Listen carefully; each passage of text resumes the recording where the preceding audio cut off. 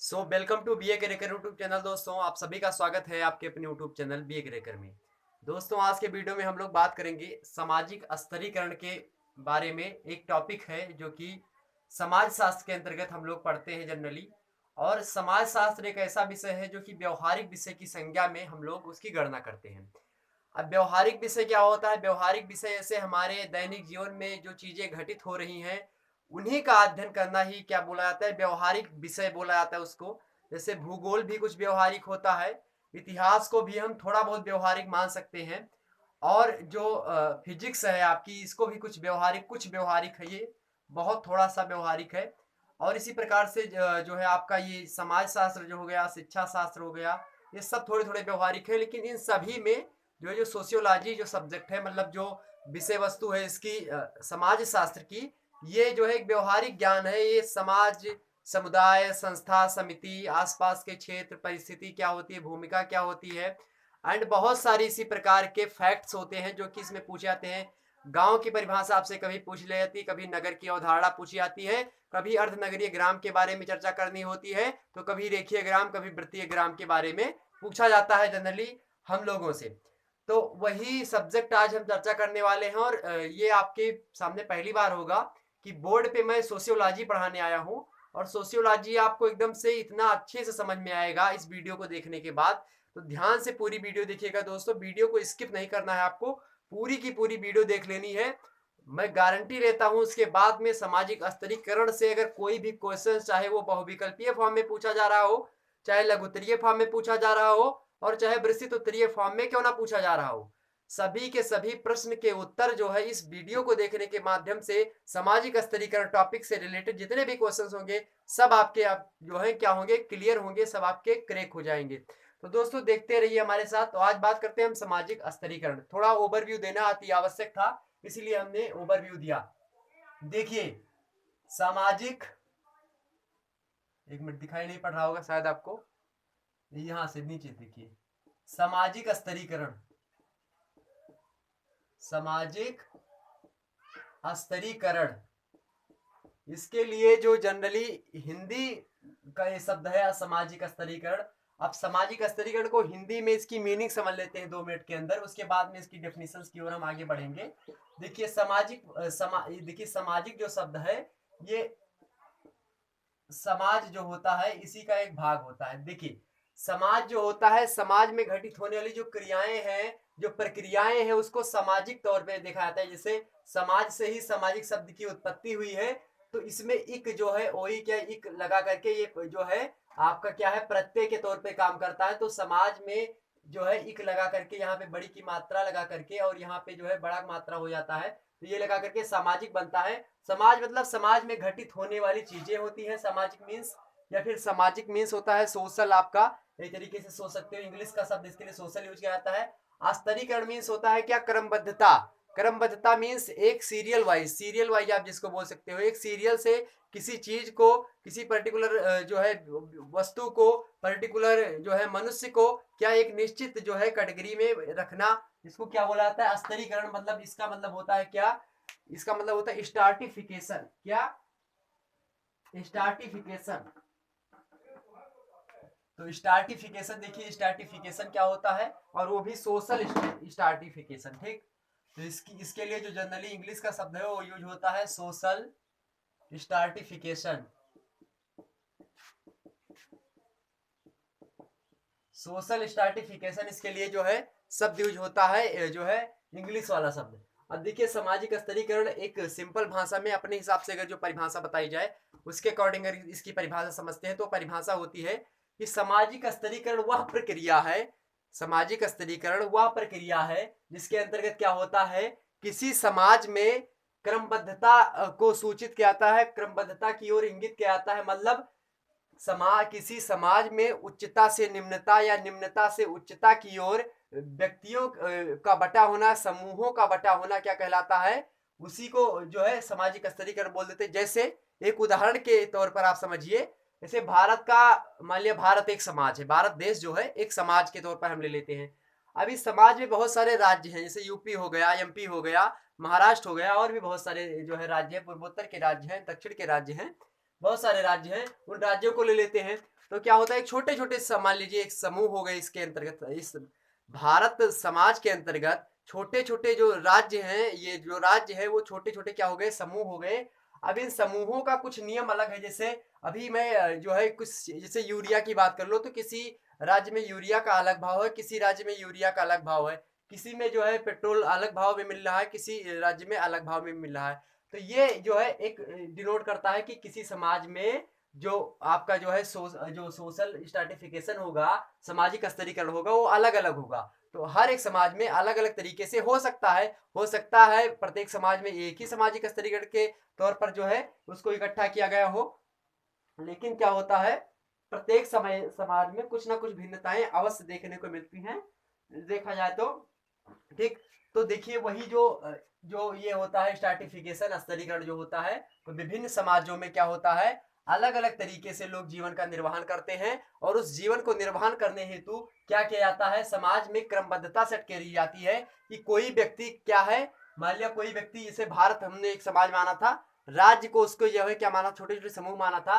अब भारत में क्या है, जो प्रधानमंत्री, जो पीएम है भारत का, जो प्राइम मिनिस्टर है, उसकी कुछ पावर अलग है, तो इसकी पावर क्या है, अलग है। अगर राष्ट्रपति की बात करूं मैं, तो प्रेसिडेंट की जो पावर है वो इसकी पावर से क्या है, भिन्न है बिल्कुल। अगर उपराष्ट्रपति की बात, वाइस प्रेसिडेंट की बात करते हैं, तो वाइस प्रेसिडेंट की जो पावर है वो भी अलग है, किससे, पीएम से, प्राइम मिनिस्टर से, और उसके बाद में जो है आपका प्रेसिडेंट साहब से अलग होती है। तो इस तरीके से आप समझ सकते हो कि जो सबकी पावर होती है वो अलग अलग होती है। अब आप देख सकते हो जैसे लोकसभा स्पीकर हो गए, उसके नीचे जो है लोकसभा जो उसके जो है उप स्पीकर होते हैं, या फिर आप बोल सकते हो राज्यसभा के सभापति एक होते हैं जिसको उपराष्ट्रपति बोला जाता है। उसके बाद में जो है उपराष्ट्रपति के नीचे वो जो सभापति होता है राज्यसभा का, वो उपराष्ट्रपति होता है।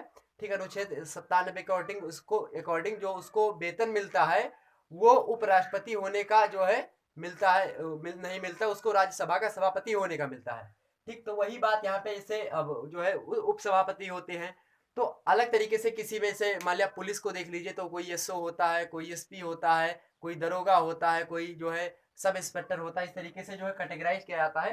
तो उसी प्रकार से हर एक समूह में, हर एक समाज में व्यक्तियों को समाज चलाने हेतु अलग अलग तरीके से उनकी परिस्थिति होती है, उनकी अपनी अपनी अलग तरीके से भूमिका होती है। इसी का निर्वहन करते रहना ही क्या कहलाता है, सामाजिक स्तरीकरण। और यही प्रक्रिया जो होती है वही सामाजिक स्तर के अंतर्गत हम लोग पढ़ लेते हैं।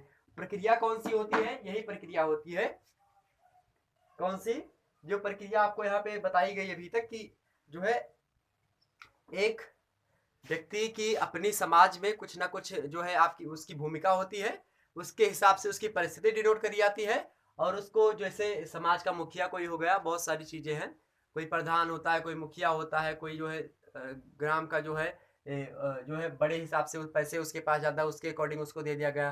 कोई ब्राह्मण के घर में जन्म लिया तो उसकी पदवी थोड़ी ऊंची हो गई। इस तरीके से भी जो होता है। आइए देखते हैं कि विद्वानों ने किस प्रकार से इसको विभाजित किया है, मतलब परिभाषित किया है। सामाजिक स्तरीकरण को विद्वानों ने किस प्रकार से परिभाषित किया है, ठीक उसको हम समझ लेते हैं 1 मिनट के अंतर्गत। 1 मिनट क्या, हम 3 जो है मुख्य समाज शास्त्रियों के माध्यम से समझेंगे। जैसे पी जिसबर्ट एक महोदय हैं, उनके अनुसार अगर देखा जाए, किसके अनुसार, पी जिसबर्ट, तो पी जिसबर्ट के अकॉर्डिंग अगर देखा जाए परिभाषा किसकी, सामाजिक स्तरीकरण की, तो पी जिसबर्ट महोदय क्या बताते हैं, पी जिसबर्ट महोदय दोस्तों बताते हैं कि सामाजिक स्तरीकरण समाज का उन अस्थायी समूहों या श्रेणियों में विभाजन है जो कि आपस में श्रेष्ठता एवं अधीनता के संबंधों द्वारा संबंध होते हैं। मतलब श्रेष्ठता, इन्होंने कहा कि श्रेष्ठता एवं क्या है, श्रेष्ठता एवं अधीनता के संबंधों से, अधीनता के, श्रेष्ठता एवं अधीनता के संबंधों से क्या होते हैं, एक दूसरे से जुड़े होते हैं, एक दूसरे से क्या होते हैं, संबंधित रहते हैं, एक दूसरे से जुड़े होते हैं या संबंधित होते हैं, संबंधित होते हैं। ठीक, तो ये जो समाज में जो है श्रेष्ठ कौन है, और कौन उस श्रेष्ठ व्यक्ति जो है उसकी कौन अधीन रहता है, ये सब सामाजिक स्तरीकरण की प्रक्रिया के अकॉर्डिंग जो है देखा जाता है। ठीक, तो ये समझना अति आवश्यक था। क्या, कि श्रेष्ठता क्या होती है, श्रेष्ठता मतलब वो व्यक्ति जो समाज में श्रेष्ठ हो, और श्रेष्ठ किस हिसाब से हो उसको अभी आगे चल करके देखेंगे कि किस हिसाब से उसको मिलता है, क्या किस हिसाब से व्यक्ति की परिस्थिति होती है समाज में, उस परिस्थिति के अकॉर्डिंग क्या होता है, उसकी जो है भूमिका निर्वहन की जाती है समाज में कि वो व्यक्ति क्या कार्य करेगा और उसकी जो है स्तरीकरण की क्षमता कितनी है, उसको कितनी जो है स्तरीकरण के हिसाब से कितना ऊंचा रखा गया, कितना नीचा रखा गया है। तो उसके बहुत सारे पहलू जैसे आयु के हिसाब से और उसके बाद में लिंग भेद के हिसाब से देखा जाता है कि स्त्री है पुरुष है, या फिर धार्मिक ज्ञान के हिसाब से देखा जाता है, और प्रजाति विभेद के हिसाब से भी देखा जाता है, पैसों के हिसाब से, आर्थिक मामलों के हिसाब से देखा जाता है। तो वो सब है।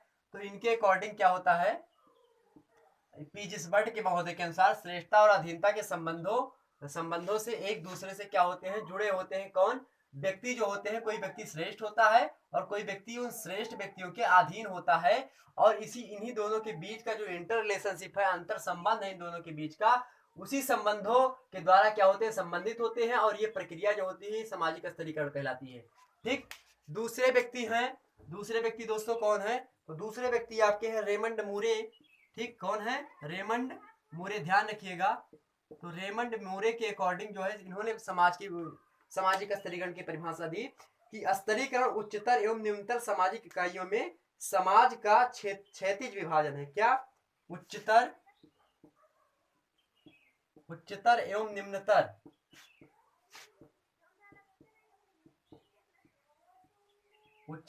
निम्नतर प्रकार से, मतलब उच्च व्यक्ति कोई होगा, कोई निम्न व्यक्ति होगा, इसके हिसाब से अकॉर्डिंग इनको बांटा गया। क्या, तो इन्होंने कहा कि जो उच्चतर व्यक्ति होगा, कोई व्यक्ति ऊंचा होगा, कोई व्यक्ति नीचा होगा। ठीक, तो ऊंचा कौन होगा, नीचा कौन होगा, ये आयु के हिसाब से, पैसे के हिसाब से, जाति के हिसाब से, जो है उसकी भूमिका के हिसाब से, परिस्थिति के हिसाब से निर्वहन होगा। तो उच्चतर एवं निम्नतर सामाजिक इकाइयों में समाज का जो है क्षैतिज विभाजन क्या कहलाता है, रेमंड मूरे के अनुसार सामाजिक स्तरीकरण कहलाता है। उच्चतर एवं निम्नतर के अकॉर्डिंग जो है इकाइयों में, सामाजिक इकाइयों में जो है विभाजन लिख देते हैं, सामाजिक इकाइयों में विभाजन, इकाइयों में जो विभाजन होता है, तो वो विभाजन क्या कहलाता है, उच्चतर एवं निम्नतर सामाजिक इकाइयों में विभाजन ही क्या कहलाता है, सामाजिक स्तरीकरण। कोई व्यक्ति उच्च पद पर आसीन होगा, कोई व्यक्ति निम्न पद पर आसीन होगा, और इन्हीं दोनों के बीच में क्या रिलेशनशिप होगी, क्या संबंध होंगे, वो बताता है सामाजिक स्तरीकरण कि ये व्यक्ति कितना पावरफुल है, ये व्यक्ति कितना पावरफुल है, ये बताता है कौन, रेमंड मूरे कहते हैं सामाजिक स्तरीकरण की परिभाषा देते हुए। जो आपके जो है थर्ड है वो है डेविस तथा मूरे। ठीक, डेविस तथा मूरे देख लेते हैं। डेविस तथा मूरे ने कहा क्या, इन्होंने कहा कि सामाजिक स्तरीकरण की परिभाषा देते हुए कि सामाजिक स्तरीकरण जो होता है अपेक्षातया क्या होता है, कम, क्या होता है, ये अपेक्षातया कम सामाजिक गतिशीलता की दशा में पूर्व स्थिति को बनाए रखने का एक महत्वपूर्ण तरीका है। मतलब कि जो पूर्व स्थिति थी लोगों की, उसको बनाए रखने का एक तरीका है, किस तरीके से स्थिति थी, समाज को चलाना है तो जिस तरीके से पहले समाज चल रहा था उस हिसाब से क्या है, उसी को बनाए रखने की एक प्रक्रिया है। कौन, सामाजिक स्तरीकरण। क्या, पूर्व स्थिति जो थी उस पूर्व स्थिति को यथावत रूप से उसी रूप में बनाए रखने की जो प्रक्रिया है वो डेविस तथा मूरे के अकॉर्डिंग क्या है, सामाजिक स्तरीकरण है। मतलब पूर्व स्थिति को बनाए रखना, पूर्व स्थिति को बनाए रखना ही क्या है, सामाजिक स्तरीकरण है।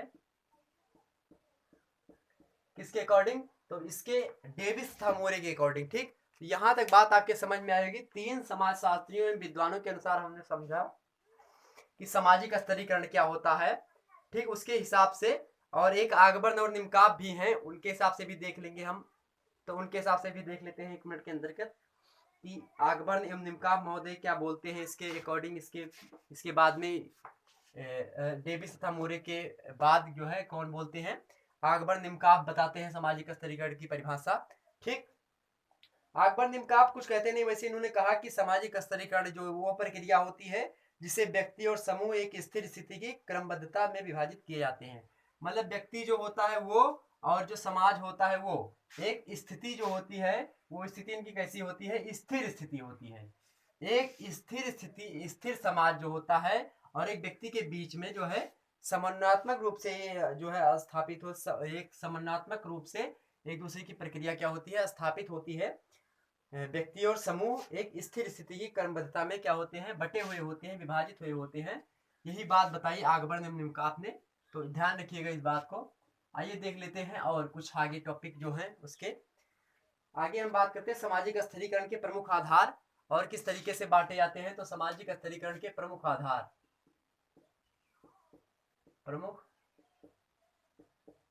तो सामाजिक स्थिरीकरण के प्रमुख आधार कौन कौन से हैं उसको देख लेते हैं हम 1 मिनट के अंतर्गत। दिखाई पड़ रहा है दोस्तों, बिल्कुल हाँ। तो सामाजिक स्थिरीकरण के प्रमुख जो आधार है, मतलब बेस जो है, वो कौन है दोस्तों। चाहे वो समाज की अपनी कोई आवश्यकता रही हो, चाहे व्यक्ति की, देखिए किस हिसाब से जो है डिनोट करवाया जाता है, देखिए 1 मिनट के अंतर्गत। तो या फिर अपनी आवश्यकता, समाज या व्यक्ति की जो अपनी आवश्यकता होती है, अपनी आवश्यकताओं के हिसाब से हो सकता है वो, ठीक। उसके बाद में सामाजिक मूल्य, परिस्थिति, भूमिका। सामाजिक मूल्य क्या है, सामाजिक मूल्य के अंतर्गत देखा जाता है। परिस्थिति क्या है उस व्यक्ति की, उसके हिसाब से उसको पद दिया जाएगा। और उसकी भूमिका क्या है समाज में। तो भूमिका और परिस्थिति अपने आप में एक टॉपिक है दोस्तों, इसको मैं समझाऊंगा किसी दिन, और इस पे अच्छा लेक्चर, अच्छा खासा लेक्चर बन सकता है इस पे, परिस्थिति पे। बहुत सारे विद्वानों ने इस पे बहुत सारी परिभाषाएं इसकी दी है, परिस्थिति की और भूमिका की। सिंपल सा शब्दों में अगर मैं बताना चाहूँ कि परिस्थिति क्या होती है, किसी समाज में किसी व्यक्ति की क्या स्थिति है, तो वो स्थिति ही क्या बोली जाती है, उसी स्थिति को हम लोग बोल देते हैं परिस्थिति। जैसे कि देखिए, परिस्थिति भी दो प्रकार की होती है। एक होती है प्रदत्त परिस्थिति, प्रदत्त परिस्थिति, एक होती है प्रदत्त परिस्थिति, एक होती है अर्जित परिस्थिति दोस्तों, ठीक। अर्जित, अर्जित परिस्थिति, ठीक। तो ये दो प्रकार की क्या होती है, परिस्थितियां होती हैं। एक जो है अर्जित परिस्थिति होती है और एक प्रदत्त परिस्थिति होती है। ध्यान रखिएगा, यहाँ पे दिखाई नहीं पड़ रहा क्या। तो एक प्रदत्त परिस्थिति होती है, 1 मिनट।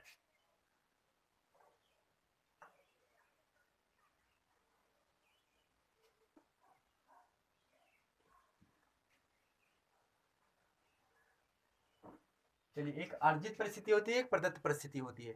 तो जो प्रदत्त परिस्थिति होती है दोस्तों, वो प्रकृति के द्वारा प्रदान हुई होती है कि कोई व्यक्ति किस जाति में, किस धर्म में और किस वर्ग में जन्म लेता है, तो वो चीजें प्रदत्त होती हैं। और उसके पिताजी क्या थे, मान लिया किसी के पिताजी जो है मान लिया राजा है, वो उसके लड़के जो है वो भी राजा कहलाएंगे, वो राजकुमार होंगे, तो उनको प्रदत्त परिस्थिति मिली है अपने पिताजी के द्वारा, उनको प्राप्त है, वो वंशानुगत प्राप्त है, ठीक, या विरासत के रूप में प्राप्त है। अर्जित परिस्थिति क्या होती है, अपने बल पे, अपने जो है टैलेंट के हिसाब से उसको अर्जित करना क्या होता है, अर्जित परिस्थिति होती है, ठीक। तो परिस्थितियां दो प्रकार की होती है, प्रदत्त परिस्थिति और अर्जित परिस्थिति। ये बात ध्यान रखिएगा, ये बात आपने समझा सही से। थोड़ा और हम देख लेते हैं कि जो है ये भूमिका क्या होती है। अब देखिए, जब स्थितियां प्राप्त हो जाती हैं, परिस्थितियां हो, चाहे वो अर्जित हो चाहे प्रदत्त परिस्थिति हो, अब जब वो परिस्थितियां प्राप्त हो जाती हैं दोस्तों, तो परिस्थितियों के प्राप्त होने के बाद में क्या होता है, तो भूमिका का निर्वहन व्यक्ति करने लगता है उसी हिसाब से कि कौन सी परिस्थिति उसकी है, कैसी परिस्थिति है, ठीक। तो देखिए कैसी परिस्थिति होती है, 1 मिनट।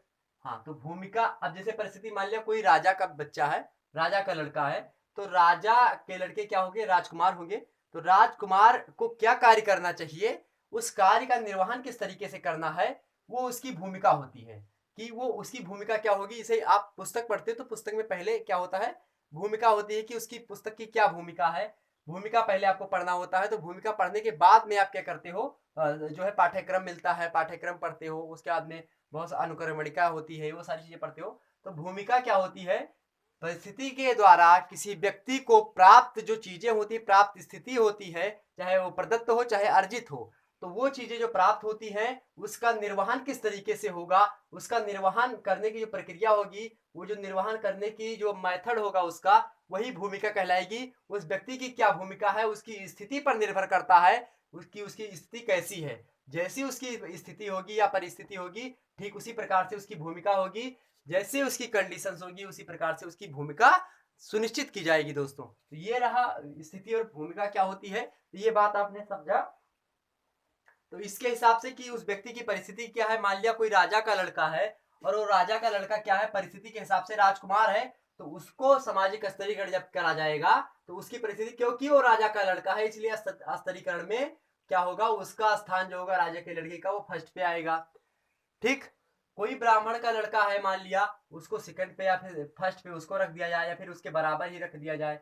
ठीक, लेकिन समाज के सभी व्यक्तियों को कभी सामाजिक स्तरीकरण के हिसाब से बराबर स्थान नहीं दिया जा सकता दोस्तों, दैट इज इम्पॉसिबल। ऐसा संभव नहीं है किसी भी समाज में, चाहे वो पाश्चात्य समाज ही क्यों ना हो और चाहे वो जो है पूर्वांचल का हमारा समाज क्यों ना हो। इस तरीके से किसी भी समाज में प्रत्येक व्यक्ति को एक जैसी परिस्थितियां नहीं मिल सकती। हाँ, एक दो की समान हो सकती हैं, दो तीन की समान हो सकती हैं, लेकिन सभी व्यक्तियों की परिस्थितियां एक समान बिल्कुल भी नहीं हो सकती। ठीक, तो ये बात है परिस्थिति और भूमिका की। तो इसके द्वारा ये आधार है किसको देने की, स्तरीकरण का निर्वहन करने के लिए कौन सा व्यक्ति किस स्तर पे बैठेगा, इसका निर्वहन करने के लिए चार बेसिक क्या है, ये बेसिक जो है मेथड है, बेसिक ये मूलभूत आधार बोल सकते हैं इसको सामाजिक स्तरीकरण को बताने के लिए। देखिए, सामाजिक मूल्य, अपनी आवश्यकता, समाज की क्या आवश्यकता है, मान लिया कोई व्यक्ति है उसमें टैलेंट कूट कूट कर भरा हुआ है, तो उस व्यक्ति को किस तरीके के का निर्वहन करना है, तो समाज की आवश्यकता को अगर वो व्यक्ति पूरा कर देता है तो उसको भी परिस्थिति में बढ़िया हिस्सा मिल जाएगा। सामाजिक मूल्य क्या है, अगर वो सामाजिक मूल्यों का सही से निर्वहन करता है, सामाजिक मूल्यों का अच्छा ज्ञाता है, मान लिया कोई सामाजिक मूल्य मतलब सामाजिक समाज में कौन कौन सी चीजें अच्छी हैं कौन बुरी हैं, अगर अच्छी चीजों को ज्यादा करता है तो उसको अच्छा स्थान मिलेगा।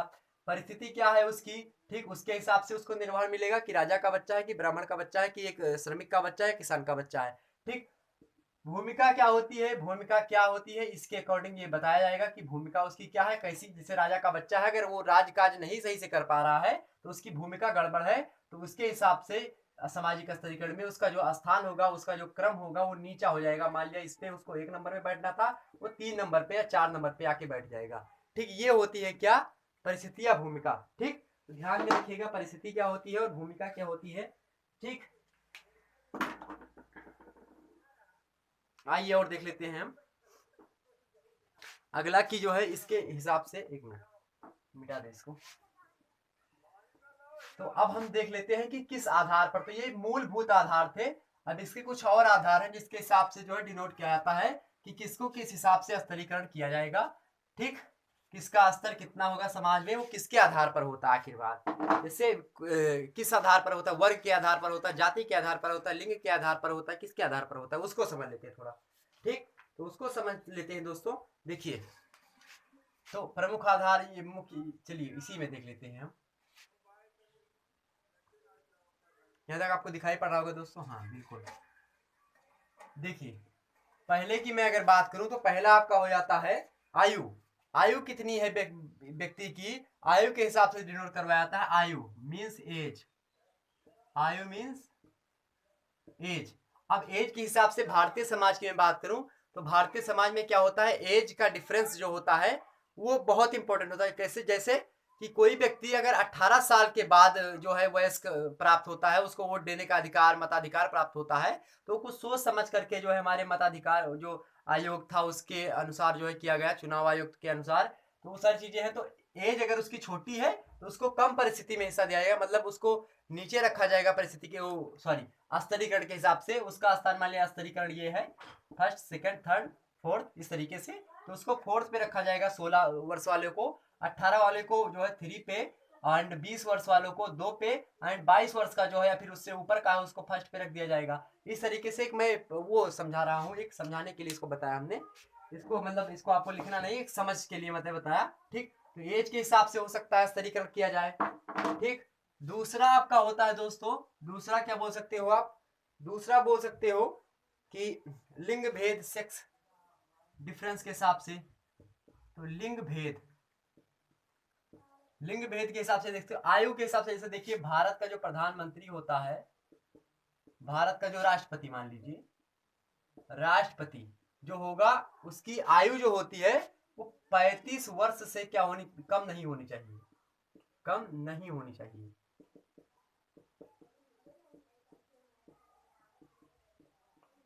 तो कम नहीं होनी चाहिए। अब ये एज का डिफरेंस देखिए, अब भारतीय समाज मान लिया है, उसमें जो राष्ट्रपति है उसकी वर्ष जो है आयु के हिसाब से उसका स्तरीकरण किया गया कि नहीं किया गया, कि 25 वर्ष, अब जैसे मान लीजिए लोकसभा का कोई सदस्य है तो 25 वर्ष का वो को उसको मतलब क्रॉस कर देना चाहिए, 25 वर्ष से कम ना हो कोई व्यक्ति। ऐसे ही कोई व्यक्ति राष्ट्रपति तभी बन सकता है जब वो 35 वर्ष के ऊपर हो चुका हो, 35 वर्ष से कम ना हो। ठीक, तो ये बातें हैं। ठीक, और लिंग भेद देख सकते हो आप, जैसे पुरुष सत्तात्मक परिवार हो गया, महिला जो है मातृ सत्तात्मक परिवार हो गया। जहां पे पुरुष सत्तात्मक व्यवस्था होगी वहां पे पुरुष प्रधान होगा, और जहां पे मातृ सत्तात्मक व्यवस्था होगी, जैसे कुछ जनजातियां इस तरीके से हैं जहां पे मातृ सत्तात्मक परिवार है, जहां पे माताओं का शासन होता है, माताओं के अकॉर्डिंग नियम बनेंगे इस परिवार के, माता परिवार को चलाएगी। ठीक, ठीक, तो ये जो माता जो परिवार को चलाएगी तो वो मातृ सत्तात्मक परिवार होगा। अब लिंग भेद में हम दो तरीके से समझ सकते हैं, एक हो गया पितृ सत्तात्मक परिवार, पितृ सत्तात्मक परिवार, और सेकंड है आपका मातृ सत्तात्मक परिवार, सत्तात्मक परिवार। ठीक, दो परिवार होते हैं,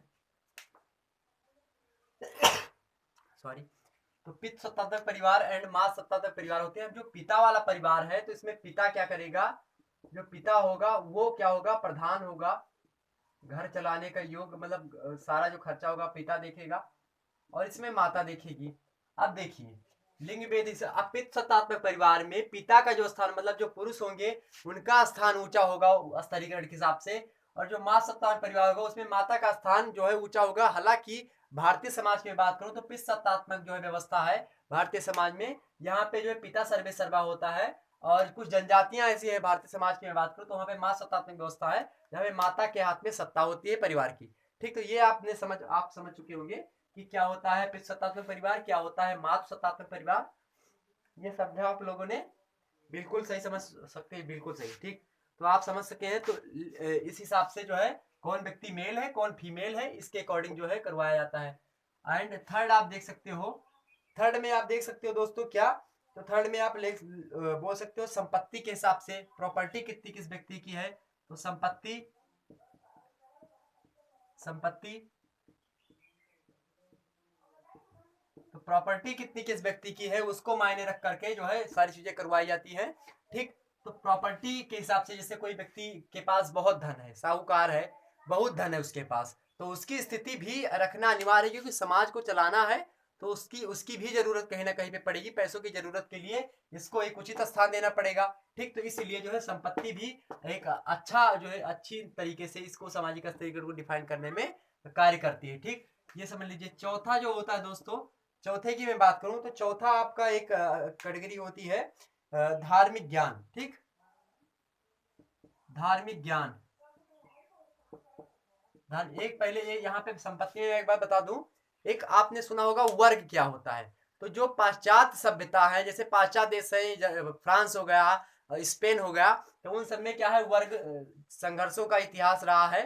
तो वर्ग क्या होता है, वर्ग में संघर्ष होते रहते हैं, और वर्ग क्या होता है, एक वर्ग जो होता है, एक मिनट समझिए, वर्ग जो होता है ये दो तरीके से हो सकते हैं, एक पूंजीपति वर्ग होता है, एक पूंजीपति वर्ग होता है, और एक कृषक वर्ग होता है, कृषक वर्ग होता है।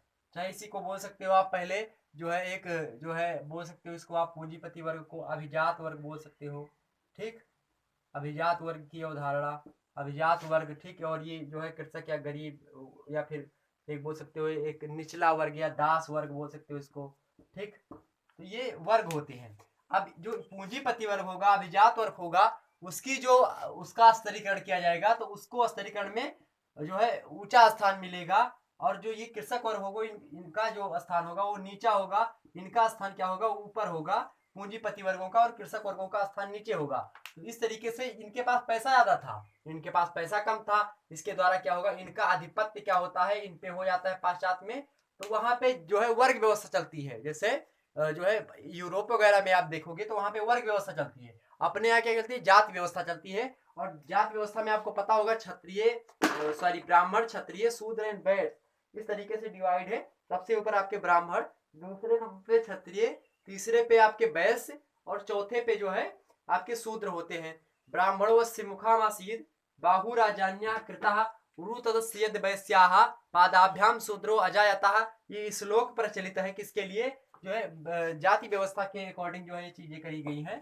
तो अपने यहाँ क्या है, जाति व्यवस्था है, तो वर्ग व्यवस्था जो थी वो संपत्ति के आधार पर स्तरीकरण को डिनोट करती थी, इसके हिसाब से बताती थी। तो समझ में आ रहा है दोस्तों? समझ में आ रहा है तो लाइक ठोकिए फटाफट।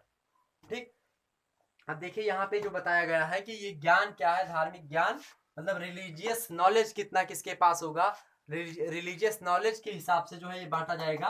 तो देखिए अब किसके पास, जैसे मान लिए हम कि मैं बात करूं जो यूरोप की, तो यूरोप में या फिर यूरोप के देशों में क्या होता है, वहां पे अधिकतर ईसाई हैं। अमेरिका की बात करें तो अमेरिका में क्या होता है, या फिर ईसाई धर्म एक संगठन होता है, वहां पे धार्मिक ज्ञान की प्रधानता होती है। जैसे जो चर्च में होता है, जो पोप महोदय होते हैं, उनका जो सर्वोच्च स्थान होता है, तो उसके हिसाब से जो पोप होंगे, पोप महोदय होंगे, उनका स्तरीकरण का स्थान जो होगा वो ऊपर होगा, और जो उनसे निचले होंगे मतलब उनसे छोटे होंगे ज्ञान के हिसाब से, उनका स्थान थोड़ा नीचे, उनका स्थान और थोड़ा नीचे होगा, किसी और का थोड़ा ज्ञान कम, थोड़ा और नीचे स्थान उनका होगा समाज में। इस तरीके से क्या होगा, स्तरीकरण कर दिया जाता है। ठीक, ये बात आपके समझ में आई होगी। तो धार्मिक ज्ञान के हिसाब से भी स्तरीकरण किया जाता है, और इन सभी हिसाब से थोड़ा थोड़ा करके कर दिया जाता है। मतलब जैसे अब आयु में है सही, लिंग भेद उसका सही, संपत्ति भी उसके पास है, धार्मिक ज्ञान भी है, तो उसको फर्स्ट पे रख दिया जाता है, फिर उसका स्तरीकरण अच्छे तरीके से कर दिया जाता है। ठीक, और आगे देखते हैं तो हम जो है जन्म के हिसाब से देख सकते हैं। पांचवा जो है आपका जन्म है। ठीक, जन्म यानी बर्थ आप बोल सकते हो। तो जन्म के अकॉर्डिंग वो किस तरीके से है, जन्म उसका मतलब अब उसका जन्म किस जाति में हुआ है। मान लिया वो ब्राह्मण जाति में पैदा हुआ, और ब्राह्मण जाति में पैदा हुआ और जो है उसके पास संपत्ति उतना है नहीं, या फिर धार्मिक ज्ञान तो होगा ही, और संपत्ति मान लिया नहीं है, और मान लिया वो लिंग भेद होना जरूरी है, वो पुरुष होना चाहिए, आयु उसकी क्या हो 18 से या 18 वर्ष की हो, और मान लिया ब्राह्मण है व्यक्ति, और उसकी उम्र जो है क्या है, उसकी जो आयु है वो क्या है 18 वर्ष की है, और कोई शूद्र का बंदा है, शूद्र का लड़का है, या फिर कोई वैश्य का लड़का है, बनिया का लड़का है, या फिर कोई क्षत्रिय का लड़का है। ठीक, क्षत्रिय का, राजा का नहीं, क्षत्रिय का हो, नहीं राजा का होगा तो हो सकता है ब्राह्मण से ऊंचा स्थान उसको मिल जाए। ठीक, तब जब इसका ये होगा मान लिया 20 साल का हो, ये मान लिया वैश्य कितने साल का हो, मान लिया 22 साल का मान लो, या क्षत्रिय को भी 22 साल का मान लो, या सबको 20-20, सबको 22-22 मान लो। तो जो ब्राह्मण का बच्चा होगा वो 18 साल का होगा, तो उसके पास क्या होगा ज्यादा, इनसे इनसे धार्मिक ज्ञान ज्यादा होगा। सूद के पास उतना धार्मिक ज्ञान नहीं होगा, वैश्य के पास धार्मिक ज्ञान उतना नहीं होगा, क्षत्रिय के पास भी धार्मिक ज्ञान उतना नहीं होगा। ठीक, लेकिन जो ब्राह्मण के पास होगा वो धार्मिक ज्ञान होगा, इसलिए वो एक नंबर में आगे है। दूसरे नंबर पे उसकी उसका बर्थ जो है वो अच्छे कुल में हुआ, क्या ब्राह्मण कुल में हुआ, ब्राह्मण को, और इनका जो है उतना अच्छा कुल नहीं माना जाता है, जो है पुराने हिसाब से देखा जाए तो, मैं ये नहीं बोल रहा हूँ, पुराने हिसाब से देखा जाए तो, मैं ये आपको बताने के लिए पढ़ा रहा हूँ, मतलब आपको अच्छे तरीके से डिफाइन हो जाए, इसी समझ में आ जाए। ठीक, वैश्य का इनसे थोड़ा जो है प्लस पॉइंट होता है, उसके बाद में जो क्षत्रिय होते हैं इनसे थोड़ा प्लस होते हैं, और जो सबसे प्लस पॉइंट में होते हैं ब्राह्मण होते हैं। इनके पास दो में इन्होंने बढ़त बना ली, इन्होंने दो में जो है थोड़ा घट, मान लिया इनको यहाँ पे फर्स्ट नंबर अगर इनको मिला, सेकंड इनको मिलेगा, थर्ड इनको, एंड फोर्थ इनको मिलेगा यहाँ पे। ठीक, तो इस तरीके से देखिए। अब संपत्ति मान लिया, संपत्ति में ये आगे है सबसे, ये आगे हो सकते हैं, ये भी आगे हो सकते हैं, ये दोनों आगे सकते हैं। संपत्ति में हो सकता है ये भी आगे हो, लेकिन ये जो हो सकता है संपत्ति भी में भी आगे नहीं हो सकता। तो ये तीन तीन तरीके से हो गया यहाँ पे। ठीक, तो क्या होता है, अब चूंकि यहाँ पे इनके पास दो ही क्वालिटियां हैं, दो ही क्वालिटियां हो सकती हैं, इनके पास एक भी क्वालिटी उतनी नहीं है, और इनके पास क्या है, तीन की तीनों क्वालिटियां मौजूद है। तो क्या होता है, इनको क्या किया था, समाज में स्तर इनका ऊंचा कर दिया जाता है। तो ये होगा जन्म के अकॉर्डिंग जो है डिफाइन किस तरीके से किया जाता है। तो जन्म के हिसाब से आप समझ गए होंगे किस प्रकार से डिफाइन किया जाता है। ठीक, तो जन्म किस वर्ग में हुआ है, किस जाति में हुआ है, किस कुल में हुआ है, उसके अकॉर्डिंग देखा जाता है कि उस व्यक्ति की का स्तर समाज में क्या होगा। तो वो चीजें जो है बताई जाती है सामाजिक स्तरीकरण के अंतर्गत। तो सामाजिक स्तरीकरण आप कोई भी आपसे पूछेगा तो आपको ये नहीं लगेगा कि हमने सामाजिक स्तरीकरण नहीं पढ़ा है। आगे चलते हैं, जन्म के हिसाब से हमने देखा, उसके अब बाद में देख लेते हैं शारीरिक और बौद्धिक कुशलता क्या होती है। ठीक,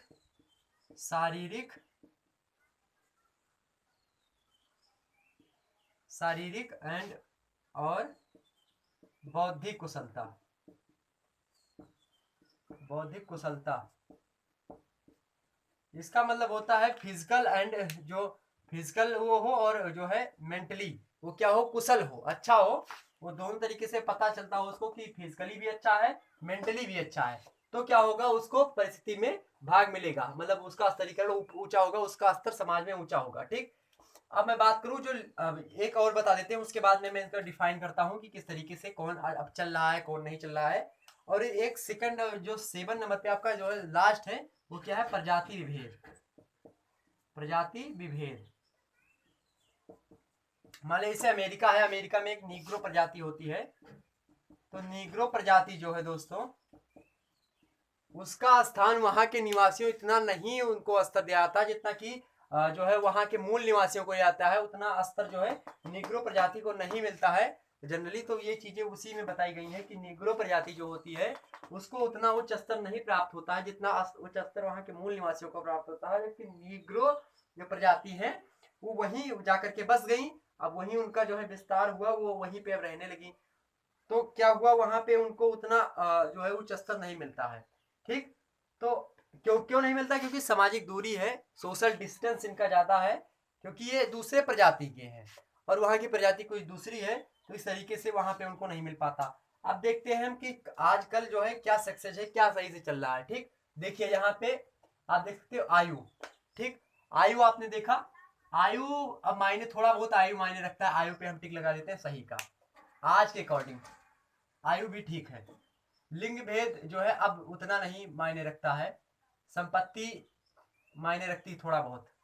ठीक, धार्मिक ज्ञान ज्यादा इंपॉर्टेंट नहीं है, आपको ज्यादा उस तरीके से ज्ञान होना चाहिए, धार्मिक ज्ञान भी हो या ना हो, लेकिन थोड़ा मायने धार्मिक ज्ञान भी रखता है।